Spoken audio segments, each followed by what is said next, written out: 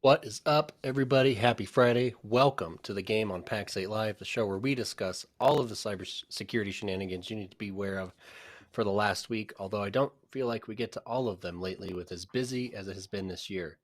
Before we jump into the show, I do have a couple of shameless plugs for you. You'll hear more about it later, but make sure to check out Pax8 Beyond. We'd love to get you in at the early bird price. Make sure you let them know we sent you. Just kidding. But check out pax8beyond.com. The agenda's out. The one and only Rob Ray is hosting with us. It's going to be a fantastic event. And even sooner, March 27th, we've got the Pax8 Security Boot Camp. We've got a few spots left on that, but it's filling up. I'd love to see you out there in Kansas City, where we're going to talk about Microsoft security and some complementary vendors that complement it very well. Again, it's March 27th in Kansas City. You can learn all about it at pax8.com/events. With that, let's dive straight into the news.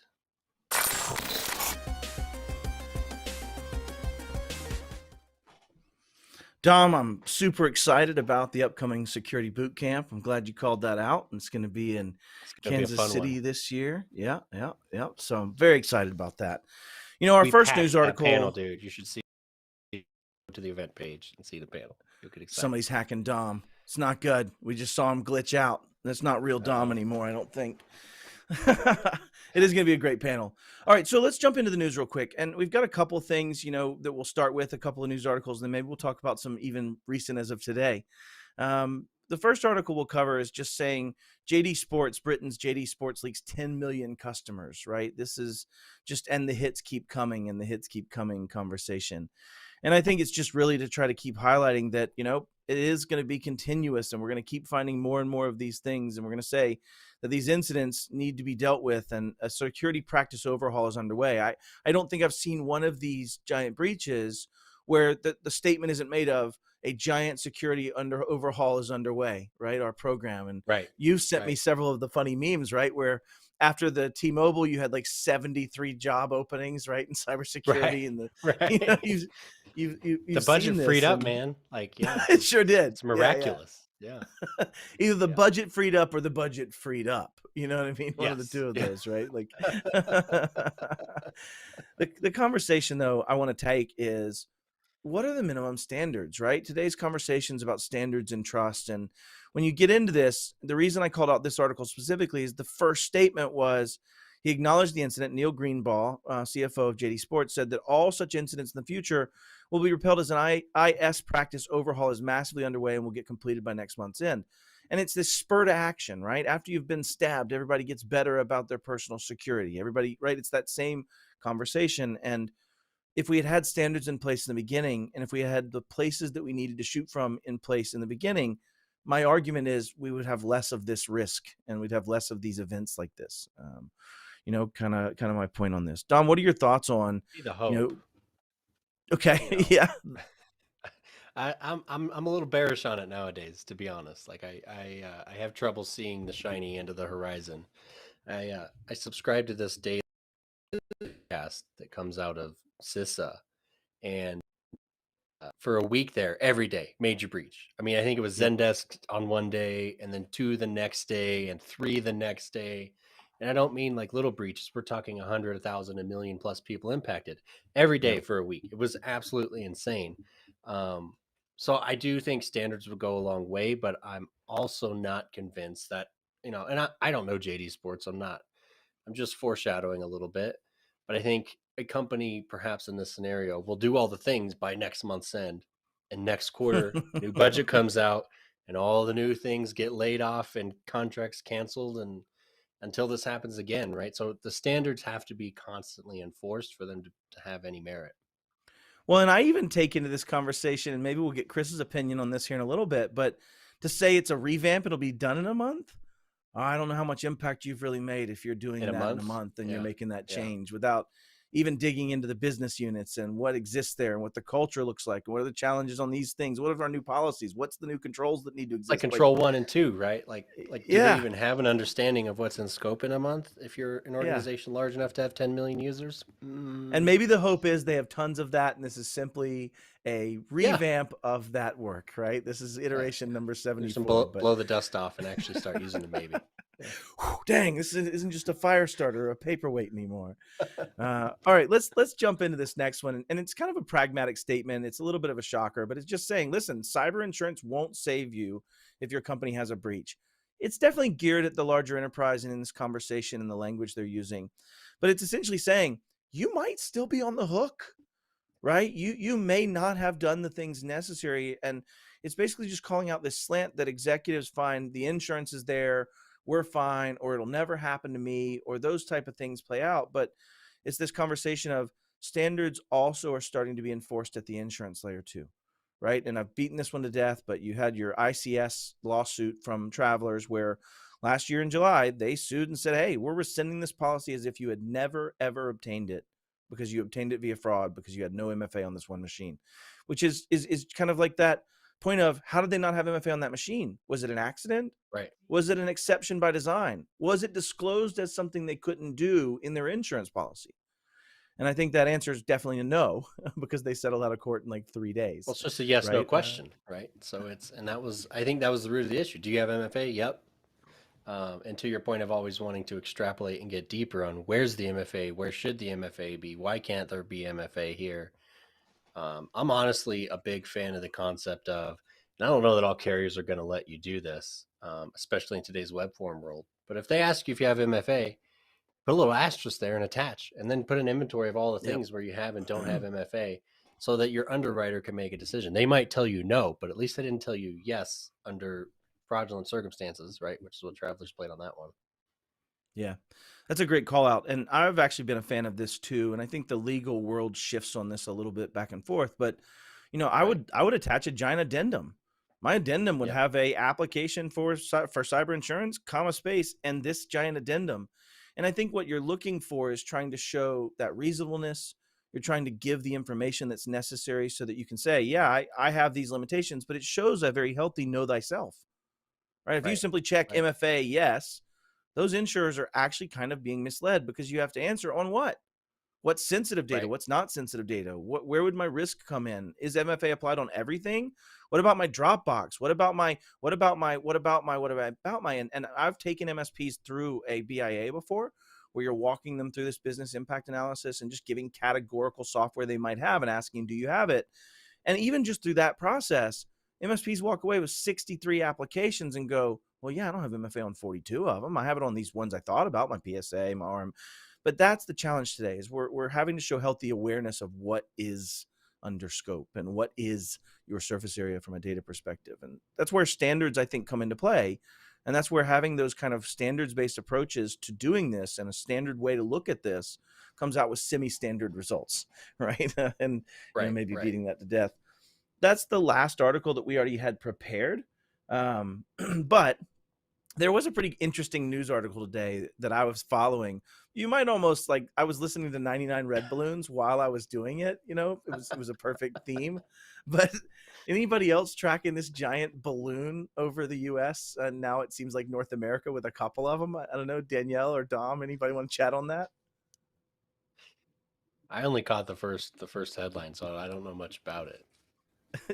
So anybody that's listening or watching right now, like, apparently there's a giant, weather balloon. It's termed in the the actual articles as spy balloon, but there's a Chinese balloon floating across the United States. It's now, I think, somewhere over Kansas City or something, a little past Kansas City as of the last sightings. But I guess there's another one in Canada. Trying to get a look at that security boot camp. They just sent it up a little too early. That's exactly. Remember we put the big beam in the sky, Dom, in that video where we actually had the laser that fired up in the sky? They're phoning home. They just want to join in on the show. Yeah. And they're right to. It's going to be an amazing show, right? Security boot camp in Kansas City. Dom and I are going to be talking about and focusing on, the modern office approach to security. And a lot of the themes that we talk about on the show and that we talk about are easily applied when you're thinking about things from that perspective of, what if I just started a company tomorrow and I was 100% Azure AD or Okta or some form of identity provider, and I was 100% consuming SaaS applications? How could I construct a security program around that? And so we're going to be tackling a lot of modern office type things in that boot camp, right, Dom? Yeah, that's the entire idea. And we do have some really sweet vendors, and the focus of bringing third parties into the mix is, how do you complement that environment, right? Don't bring us your legacy tools. Show us how you complement that Microsoft environment. So it's a really good show. Really excited for who we're bringing out, and that'll be announced here shortly. Yeah, very good. Looking forward to it. The one thing I'll add to that before I let you go, and I'm going to beat this drum as much as I can. When I was an MSP and I was going through this process, I had a lab tenant. And that lab tenant was a separate domain. I paid for a domain name for it. I used it as testing. I used it for me to have the ability to look at processes and test them and see what breaks. And really, that was just because I already have a gap in my vision, right? Because my eyes point in two different directions. And people started throwing stuff at me when I was testing live in our tenant for our MSP clients and partners. And there's a gap, right? There's, the wrench challenge, right? So short story was I felt it advantageous to have a lab tenant. But if you're going to come to the boot camp, you will get the most out of it if you have a tenant that you own that is set up that you can make all these changes in, you can design all the stuff we're going to design, and then go home and play with it, right? And if it's ephemeral, if it's a CDX tenant, it's not going to be as valuable. So I would just make this as a pitch to say, if you're coming to our boot camp, I'd love for you to be able to actually boot camp with us and be prepared with a $20 license for business premium that you have set aside that is your lab tenant for testing and matriculation. And there's things I can't talk about that are coming that will even more reinforce that from Microsoft in the value of having a golden image, if you will. So that's it on this one. I'd love to kick off a little bit of a promo video about our awesome upcoming conference. It does have a laser, which means we may see Chinese balloons very soon around this event. But let's go ahead and roll it. Thanks, Daniel. We've always defined ourselves by our ability to provide solutions, to do more with less. Build something from nothing. To make the unknown known.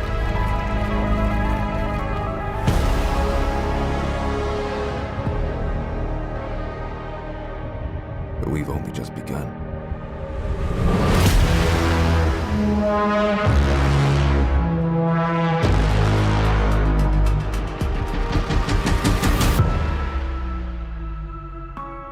And we must never forget that our greatest accomplishment cannot be behind us,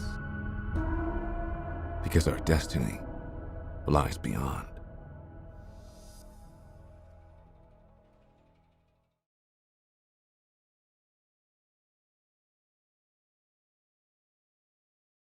Started, Dom. That was very Michael Bay vibes. Not gonna lie, it was very intense. Yeah, I was gonna say, what's like not just getting started is our production team's quality and capabilities. Man, it is on point for sure. Seriously, you should definitely join us at Beyond. If you didn't get the tinglies off of that, you're not living. But this is going to be a fantastic session. Well, Dom, we've spent today talking about standards, and there's been a thematic reason for that: standards and trust. And I really can't think of anybody better to bring on to chat with us about this than Chris Johnson. And it's mainly because he has some blackmail on me, and I just figured it was the best methodology. But Chris, welcome to the show, brother. Thanks, guys. Thanks for having me. Wow. It's not under duress at all. Yeah. No. I'm just going to go check on my Proxmox server environment, see if I'm still able to get those rainbow I'm definitely doing my own attack back. Yeah. No, Chris, listen, thanks for being here. You kind of are, just a wealth of knowledge in this space of what it takes to establish standards and kind of develop compliance and governance inside of an organization. But introduce yourself for the audience and kind of tell me a little bit about your background, man. Yeah. So as you said, Chris Johnson, longtime supporter of the show. So I'll just throw this out there. I am not an expert on standards per se. I have a lot of experience perhaps in working with organizations that are trying to understand standards and frameworks, but I myself am not the person you would say, hey, Chris, why don't you go make me a framework? I think there's been enough of that done for us out there. We don't need to reinvent the wheel. I spent probably similar to you, maybe. I had an MSP back in the day, ran that for about 12 years, sold it in 2016. Went to the MSSP world, taking that experience and focusing on what I had learned a lot of in the healthcare space, focusing on security compliance, those kind of things. And one of the things that I uncovered when I went to well, actually, even when I sold the company I went to, it was a learning process because I got stuck into the enterprise account space. And most MSPs probably don't ever use the term, our enterprise accounts, because they don't generally have clients that have, 1,500, 2,500 employees. That's way out there as far as scope goes. But we were working with, we were still working with healthcare clients and in the emerging market space for-profit, Blue Cross Blue Shield. And one of the things I uncovered is in the IT world, saying compliance is this mindset of checking boxes. Yeah. And I don't have any issues with compliance. Don't get me wrong. Compliance is extremely important. But in our world, and when I went to the MSSP, cyber leadership is about a security first mindset and using compliance to prove it. And so Sure. that's been my sort of over the last 15 plus years, 20 years, has been always moving towards how do I get people thinking about that cybersecurity first mindset, and then leveraging tools like standards, frameworks to help get there. Because what are you using to measure success with this, right? I shouldn't be the one that goes, I'm just going to make up a set of 10 things that I think we should do. I'm going to start with 2FA. But that's what seems pretty MSPs have good. done, right? That's what MSPs Yeah. have done for eons, right? Is just been the smartest person to say, this is what I'm going to use, right? I mean, And that's I don't what want to be I diminutive. was there. I was an MSP doing the exact Me same too. thing. You're so spot Yeah. on.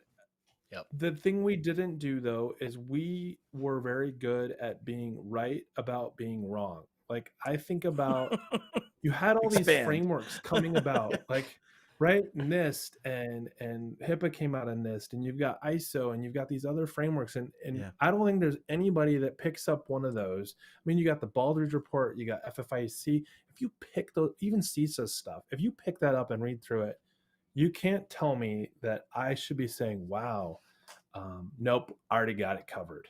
I'm an MSP. Yeah. Like that's super easy to say, but that'd be like you've never picked it up. Because as soon as you do, you're Yeah. like, wow, I had no idea that I'm not doing these things, right? Like 100%. Yeah. it's tough. Well, there's so much of it you can't as an MSP, right? And one of my True. struggles was communicating that to customers. Like, I can't write this policy for you. Like, I can tell you what's been successful with other clients and what we encourage should be in that policy, but it's your company and your people. It's your policy. So driving that sort of collaboration instead of just being that sort of, Best Buy style of service where customer gets what customer wants, and moving into that sort of practitioner space is really hard. At first, at we least. don't share employee handbooks, right? We don't go, hey, Right. so do you have a good employee handbook I could borrow? Like we just don't have one. Like, Right. or even worse, like, hey, so what does your acceptable use policy say? We're Right. revamping our policies. Like, Yeah. but that's exactly what this is. Like, Yep. Right. how is this any different? Right. Yeah. Yeah. And I think the point you kind of called out too, is I've had people go through my class and your class as we taught it together in the beginning, but people would go through the CIS class, and it was really just us forcing people to go through the lens of, to your point, Chris, being security first in how you approach something, not compliance first, right? In this, how do I have that security mindset? And what was hard for me was I would get very high rankings from the class, but I would also get equally high things saying this didn't help us, which was weird. I was struggling with that. And as I started unpacking it and wanting to talk to some of these people that had been through the class, a lot of them said, I had no idea how much I wasn't doing. You didn't solve anything for me, Matt. In fact, you added 300 times what I thought I needed to be doing right now from that just exposition. And it's a panic moment. It almost feels like it's you either get to that point and you grow from it. And for me, that moment was in 2017. Right. And it was because as an MSP, we were going through a customer that was going under a very heavy Northrop Grumman audit around 800-171 and SPRS. Right. And it was before SPURS scores, but it was about that of what was their readiness for 800-171. They were waking up to this risk. And it was interesting because when I came out of it, I didn't expect to get into the minutia of where my backup sat and how I structured who had access and the ways it was encrypted and the things like stuff that you're just like, I mean, I'm doing some of these. Yeah. It was this huge gap. And I looked at it with my CTO and said, hey, this is going to take us a year. I mean, I want to do this. All the stuff that's in this is great. But for me to meet this, it's going to take me almost a year. And I think what you guys both just touched on is like somebody looking at these things and reading a framework. We were really good at being bad at it, right? Like, yeah. So, anyways. Well, and the But interesting continue, thing Chris. I too, cut you off and in what the I middle. love about CIS is that eventually, like when I first picked up CIS, I think it was what version was it in like 18, 19? I think it was 7 at that point, right? The It's 7 or 7. something, yeah.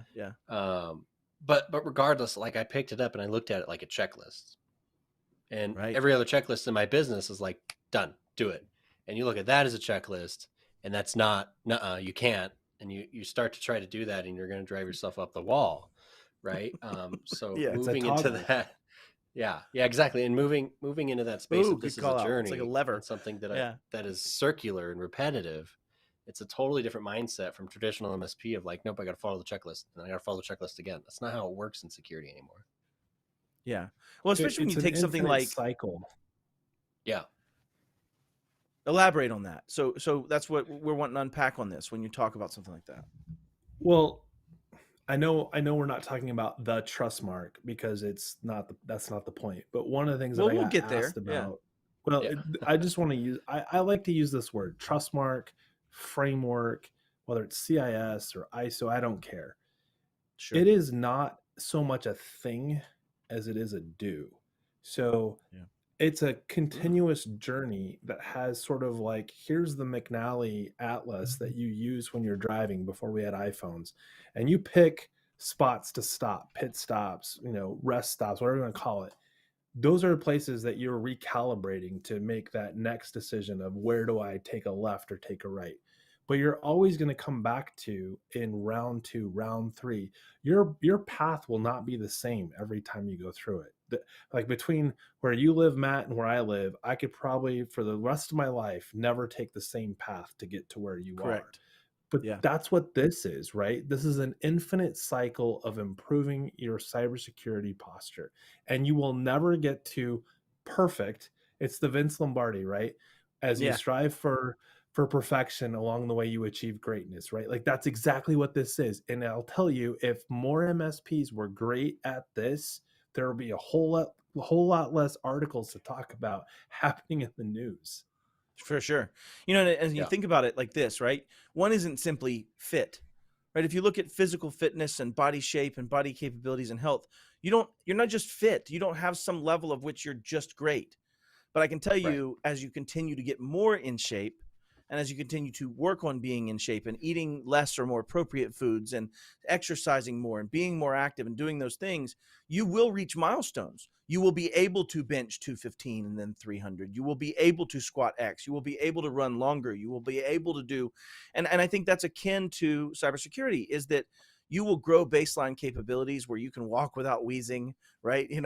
And you'll eventually get to where you can do major sprints and then jump into a riding suit. And then, and so I think it's this point of, it is a journey and it's an iteratively improving journey. And that's why I tell people, it's like, don't say to someone, don't come to the gym until you're already in shape. That's not the point of going to the gym, right? That's how one gets into shape. And I want to be think on the Wheaties box. I want to be that. yeah. No, I want to pay for Wheaties. If I just buy the That's Wheaties right. complete bundle, I am now Wheaties, right? At this stage. That's right. But the point is that there's so many corollaries to that, and getting in shape and learning and saying, hey, why did I plateau? Why am I not increasing? Why am I no longer getting stronger? And maybe you have to change. And then to your point, Chris, there's infinite paths when you're dealing with that. Well, it applies to how business you in general too, and I found some success with I'll say mature customers in the fact that they had business process and a concept of how they were going to scale their business. You tie cybersecurity into that conversation. They have some, and again, not a lot of SMBs have this, so this doesn't apply to everyone, but they have some level of like, oh, we're going to go through this iteration to grow the business to the next level. And guess what? When they're ready to go to the next level, it's literally the same iteration, but they've added to it to fix, the next ceiling they've hit or whatever. It's cyber. I approached it the same way of like, cool, we have to go through this iteration and get you to where your business is today, secure. You're going to grow your business to the next ceiling. Now I have to meet that where you've gone to, right? Yep. And that sort of lined it up for. And again, the business owner has to be in that mindset of I'm growing my business and I have business process to do that. But if you can line it up with business process too, I think it really frames the conversation downstream to the customer. When you do go and talk to them about 18 controls or the CSF or whatever you're talking about, it makes it much easier to talk about it like a business process. Yeah, Dom, do you think that MSPs, by and large, we go back to the insurance questions that you were talking about at the beginning, does it have 2FA, and you attach your, the appendix of these are all the things. And my experience has been, if you do any more than the yes, no, fill in the blank, because they never give you a lot of room, you're going to immediately have it get flagged by someone who's going to actually look at it and probably have questions. And I think what's problematic today with that 2FA question goes back to the data sensitivity factor first. If I have 35 or 65 applications and 6 of them have 2FA and the rest don't, that doesn't mean I should have MFA or 2FA necessarily on all of them, but I should be able to defend why I don't. And I think most MSPs are getting in trouble with can't defend the why not. Matt, you and I talked about this. If I put a firewall into a client's environment, I don't care what the brand is, and they're like, so what do you run in your office? And I pick something that's not what they're running. And now they're going, which I did. Well, why aren't you using the same thing as me? Because you don't want to spend money on it? Is this too expensive? It's not in your budget? Are you a cheap? I mean, like the list goes on and on and on. Right. Oh, no, it's because my business is different than yours. Right. And that's the same thing with the standards, right? These frameworks that we choose to go through are all about how does it apply to your business, not how does it apply to all businesses. Yep. Right. Yeah. That's actually that really... impact analysis is really important. Like you were talking about data sensitivity and levels of risk. I was into clients and I was like, look, risk is likelihood times impact, right? And you get some number out of that. You can scale it however you want. I did 1 to 5, but it's likelihood times impact, right? And then at some point understand, all right, I have legal obligations to protect us based on some privacy laws, financial information. And then you start to get into like marketing. Well, now I have privacy laws, right? So now the risk of marketing information has jumped significantly since when I was doing this. But you're absolutely right, where if I am adding an addendum, it is going to get flagged. And I want to talk to that underwriter with my customer and be like, exactly, here's the truth of the matter. And they might still decline it. And that's fine. I can go somewhere else or increase my standards. But to your point, you should also be documenting, like, I don't know, Facebook, right? My Facebook page doesn't have MFA because Facebook doesn't let me bring my identity in. So we share marketing at domain.com for Facebook. But the impact of that is like, I look stupid on Facebook for a day and I have to call Meta and ask them to get me back. The impact of that in general, and depending on what you're doing with Facebook, is much more limited than and insurable, and the actual cost that will come out of it, delineation, exactly. right?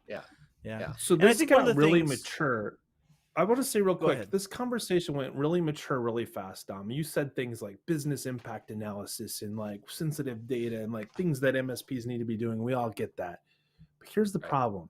MSPs are good at securing things, right? And I'm saying that generously because we say things like the technology solves this problem. We put it in, we tighten it down and it does these things. But the reality is that doesn't necessarily mean it was worth it, right? Like it's like $50,000. Yeah, you can spend $1 million protecting $1, right? Like you absolutely can spend more than the asset value in protection, right? Like, but we don't want to do that as MSPs because we love the shiny. We do. We absolutely want the blinky lights. We're not. Don't want the blinky lights. But if you mature the mindset to what Dom just said about like doing that probability, the likelihood of these things happening, and you walk through something like a framework, CIS or otherwise, all of a sudden it's like, wait a second. Oh, we could do that with a free tool, or that's an actual human process that we need to do so that we understand what we're trying to protect versus let's protect the whole ocean. We'll go to all the beaches. We're going to make sure no stone is unturned on every beach around the world. We'll solve this problem. We are going to secure the oceans. And suddenly you're like, unscalable. Wait, we're on dry land and we're not anywhere near the water. Right. Yeah. And here's the great part about this. When you start thinking about standards, I think people approach it thinking this is the answer. This is going to answer everything I'm going to be done.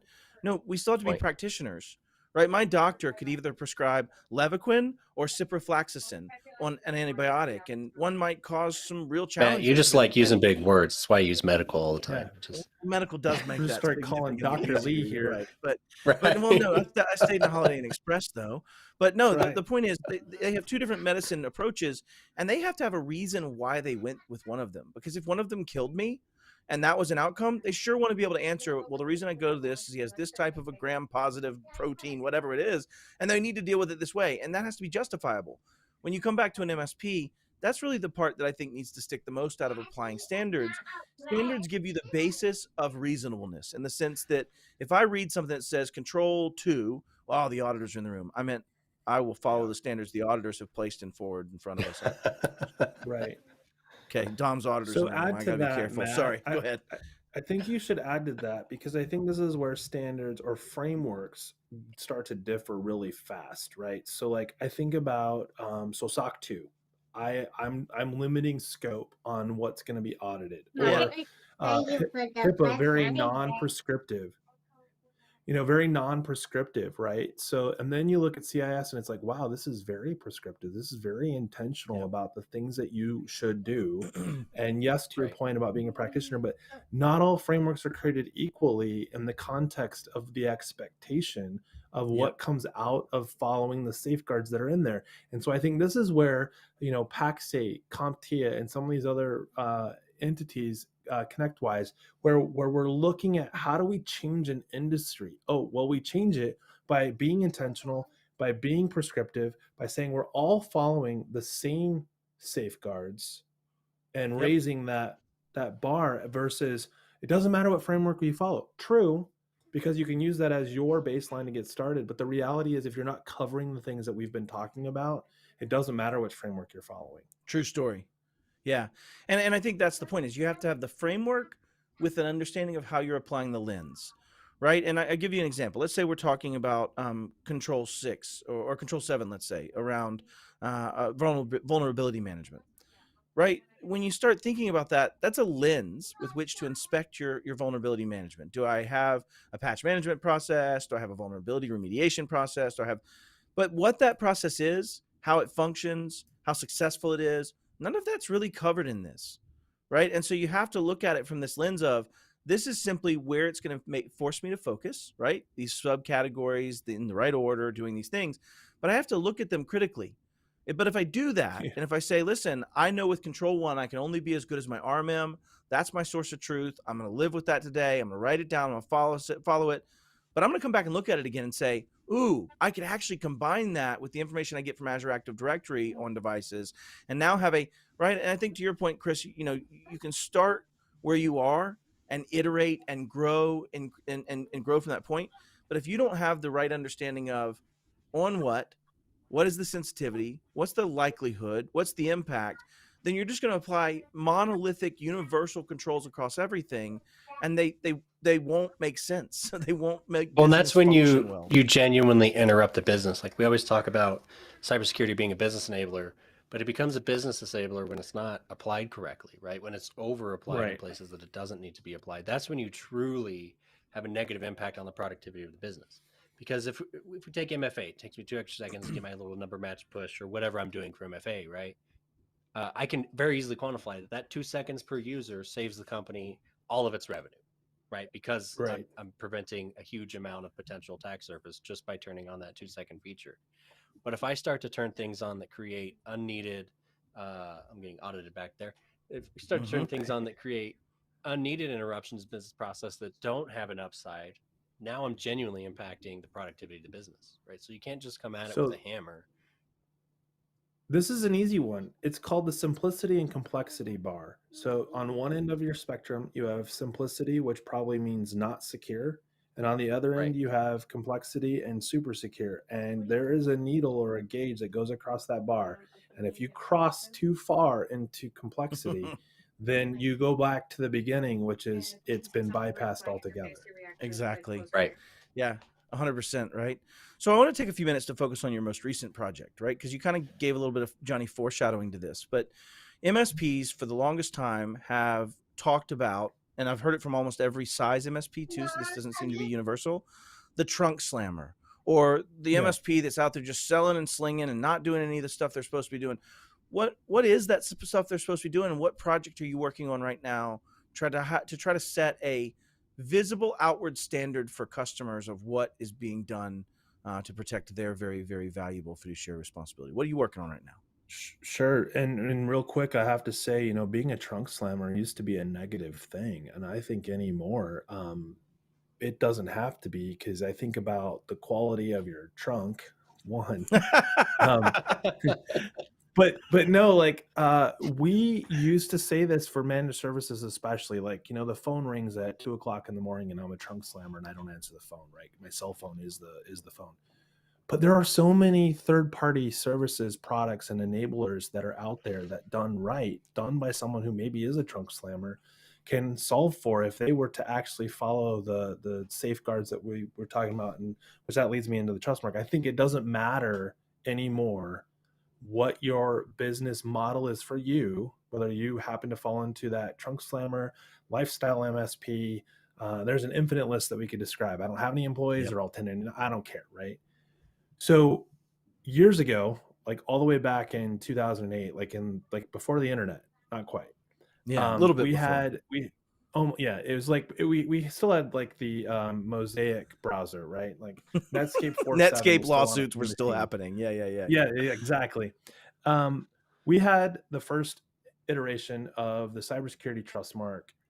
It came out then. It was built around CSF. I'll bury you all the details. In 2013, High Trust came out. They're like, we need to update this. That's when I actually got involved for the 2014 release. I was an MSP still at the time, volunteering with CompTIA. And then I happened to be a volunteer when I got, we'll just say, drafted. Now I'm an employee at CompTIA. We're on what is called the CompTIA Cybersecurity Trust Mark. We had the Trust Mark Plus. And one of the things I think is really important about this round and this opportunity is that this is built by our peers. This is built by volunteers who have put the hours in to say, hey, it is time for this industry to grow up, mature, and show the world that they take this seriously, so that we don't have to be regulated, right? So North America, predominantly the US, we are almost completely unregulated in the IT industry. Not saying you It's don't the only reason have I'm still hanging on regulatory here. Right. You might have some regulations with regards to the clients that you serve that you have to meet, but our industry itself is not regulated. But I don't need a contractor's license. I don't need to show you my that I stayed at a Holiday Inn Express last night before I get the scalpels out and decide to start modifying things, right? Which medication should you take? But and that's why this is different. So we are on the international playing field, rolling out the cybersecurity trust mark from CompTIA, and it is not a framework.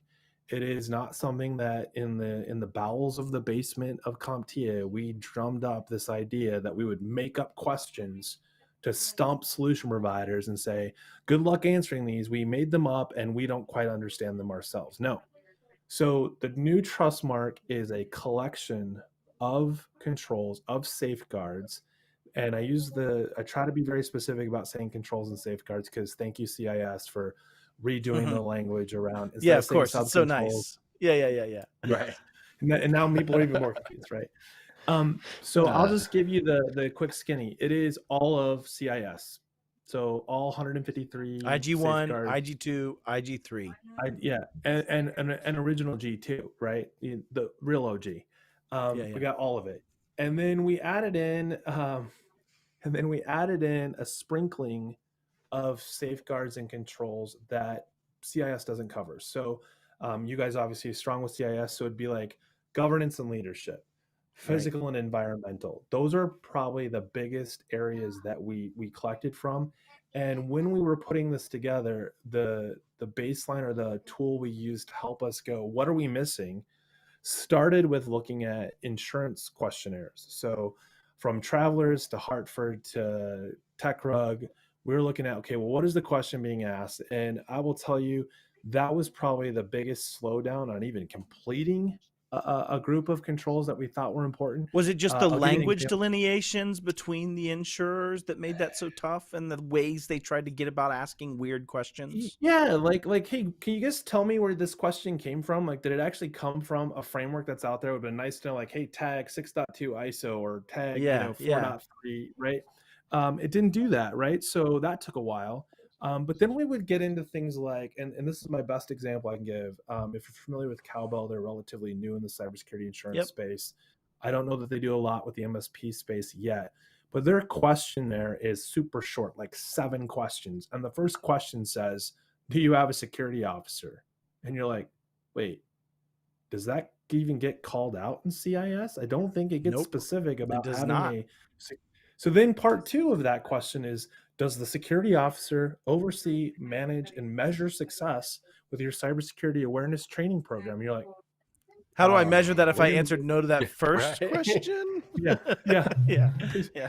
So, and it's interesting because if you look at a lot of frameworks that are out there, you will not find a lot that gets that specific around it. And I thought, man, this is really Right. interesting. So that had me go pull from NYDFS of all frameworks, right? So like they do a pretty good job, 500.2, 500.4, walk through that. So like there's some strange nuances to what we're calling the trust mark, because it's not just one framework's control set. It's pulling from multiple ISO, NYDFS, 853. We've mapped it to state ramp. We've mapped it to a lot of different frameworks, just kind of to see, do we have a good coverage here of what is important? And then what we did is we said, hey, this isn't about you being able to supersede, say, a SOC 2 or supersede HIPAA or ISO.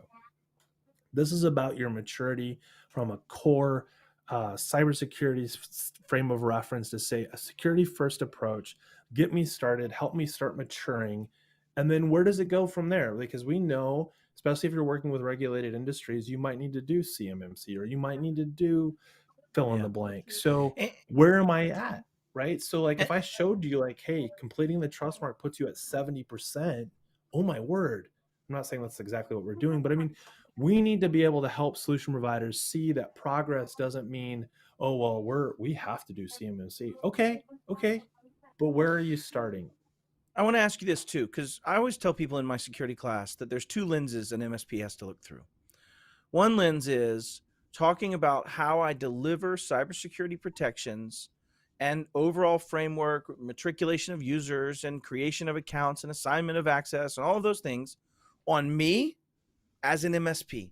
When I hire a new technician number 7, Sure. how do I create the account, apply, what SIEM is going to monitor tools, what stuff's going to, those are all one lens. But there's a second lens. There's the lens that MSPs think of first, usually, right? It's that whole cobbler's shoes aren't the best, right? MSPs first think about delivering security services to their customer. Which lens is Trustmark focused on, right? Because it seems to me it would be better to be focused on the MSP, that first lens, and not necessarily on how they deliver that securely to their customers, at least in the anchoring points they create for their customers to their own frameworks. So I would look at it through both lenses. It is meant for the MSP to do on themselves. By so doing, because they are MSPs, they're going to have to, in a lot of cases, potentially answer the question twice, right? Yep. Because they're not answering for their client, but like your client fills out an insurance questionnaire that says, my MSP does all of these things for us. Okay, well, then that is your responsibility in what you're doing to yourself as an MSP, right? So I think that if I was going through this to answer all the questions and be audited, all those things, my focus is on my internal posture. Yep. But as I go through that, there will be scenarios where I need to also consider how I'm answering this. Does it change at all when I take into consideration that my clients are part of my ecosystem? And it may, but it's not right? for the client today. Yeah. And I think that's this point is that once you start doing these things for yourself, a sister process will exist that is sellable to your clients, right? And what I mean by that is, like, let's say you develop how you're going to create Control 5 and Control 5.1 pieces to create accounts and to have people be in existence as a user. You would then also define that same process of how, and it might be a different human, a different set of people. It might be the same human wearing a different hat. But how do you then create users when your client goes, hey, I need a new user for my organization? Those are two different policies and procedures potentially, right, that are being referenced that tie into that. And so you have to, in my mind, separate those two, focus on the first, but then also be able to ask that question from the lens of that insurance application, right, that you're talking about in that regard. So we could go down a rabbit hole on this. I think that one of the dangers that I had when I was an MSP, and I think MSPs still have, is this idea that I am an MSP and they are my clients. And I Right. think about the ecosystem that we live in with RMM tools and all of the different multi-tenant all of it. I think of an MSP, and I think CIS does a good job of this when it shows implementation groups, and it shows the little like storefront retail shop, like a flower shop, and then they get bigger, Yeah. and pretty soon it's a high rise. If I Right. think about an MSP as they grow and they add agents and they add clients to the agents that are being deployed to, you started out as the first floor, and the MSP is like, yep, first floor, and that's it. And then you look at them, and now they have a 27-story skyscraper, and they've decided that they want the penthouse, so they're on the top floor. But like, think about all the things that happen in that building. The elevator is shared. Yep. The lobby is shared. The doors to get into the building are shared. All of those are shared with all of your clients. How many of your clients are sharing the cybersecurity posture that you started out to implement in your own organization? Is it any different for some of Yep. those safeguards? Yep. And I think that's the scare, right? That's the scary part, is if you can focus on the fact that you're not the four walls and a roof and the 7 or 20 or however many. There's an in your MSP. interdependence that plays out, right? It's Exactly. kind of this conversation. And if they follow Yeah. that, to your point of the separation between the two, it's also recognizing where they merge. Yep. And that shows maturity, doesn't it?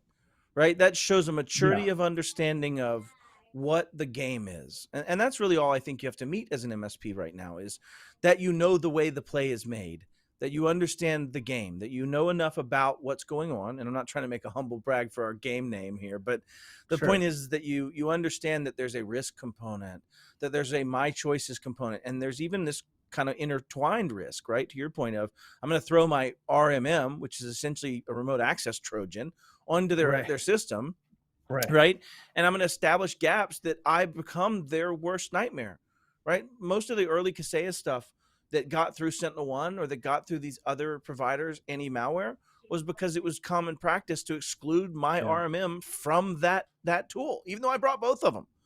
And I think, that's one of those examples of an interdependent risk that kind of you create for them that they wouldn't have had without you, right? In its own right. That's what this is all about. This is about, the game, this is about how we manage risk. And I think about the first time I heard someone say mitigating risk, my head said, how do I crushes get my rid of it? head. That's what my head said. Yeah. Right. Yeah. Not how do I reduce it? How do I live with what I have? Live with what I, right? Stop sneaking in on me and Dom's conversations, Chris Johnson. About 42 minutes ago, we just had this conversation about our Beyond. I'm sorry, but I think, but we're obviously all on the same page, right? So like, this is an interesting conversation to have with an MSP.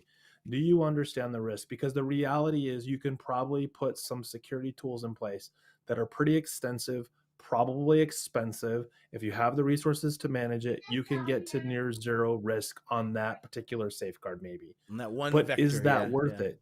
Yeah. Is it worth it? Does it like people that say, I don't need cybersecurity insurance because it's not going to pay out, or I don't need to fix it because I have cybersecurity insurance. You can play both sides. That just comes back to me and says lack of understanding on what cyber insurance is for. Exactly. It's transference of the residual risk that you are not willing to hold on to, that you cannot mitigate with costs that make sense, that you can, right? There's a lot of nuance that goes into, and that's what Dom and I, we're teaching a whole segment, 35-minute session on risk and managing risk. And if you say the word mitigating risk, it better be a component of mitigate, avoid, transfer, reduce, right? All of the stratagems of managing risk. And you're never going to be at 100% mitigation. Like I don't speak in, I guess I just spoke in absolutes about not speaking in absolutes. So there's a little, I don't know what framework you guys are using for that, but I mean, I'm sure you've probably, maybe you haven't, but the Baldrige report that was highly touted for the banking industry that never really became a recognize read as it. a framework. It's called a report, but the whole document, and it's super long. I remember when I went to the MSSP and they printed out and gave me the 3-ring binder of. I'm like, well, who's going to read that? That sounds fun.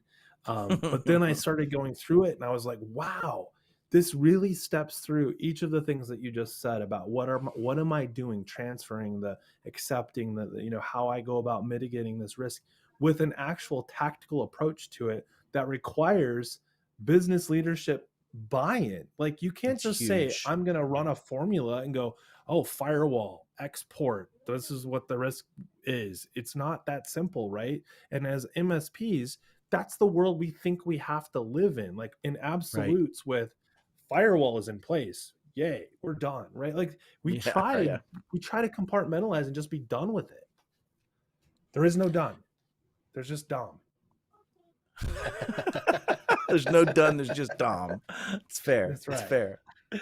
Yeah, and I think that's the point is when we start talking about what is a framework like a Trustmark and what is it doing, it's, at least in my opinion, trying to normalize the conversation about the talking points that need to exist to show a healthy understanding of the game, right? It's this piece, and I think you've actually done a pretty good job of bringing in these tactical, pragmatic pieces from CIS.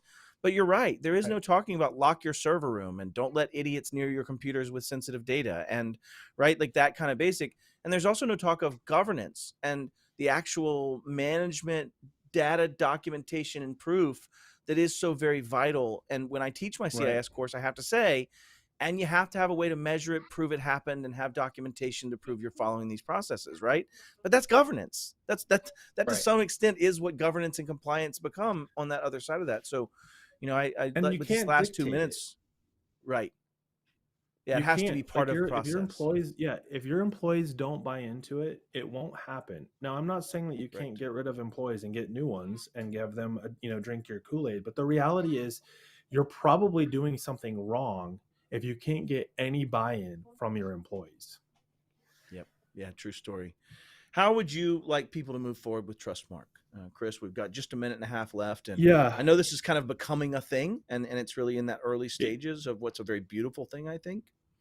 So the big go live, if you will, for the waitlist is going to be CCF. So as we go through March, we'll be opening up the gates, if you will, to get into the program to get started. And as you guys know, there's sort of 3 paths: readiness, which is just finding out, can we do this? Then there's the self-attestation and fully audited.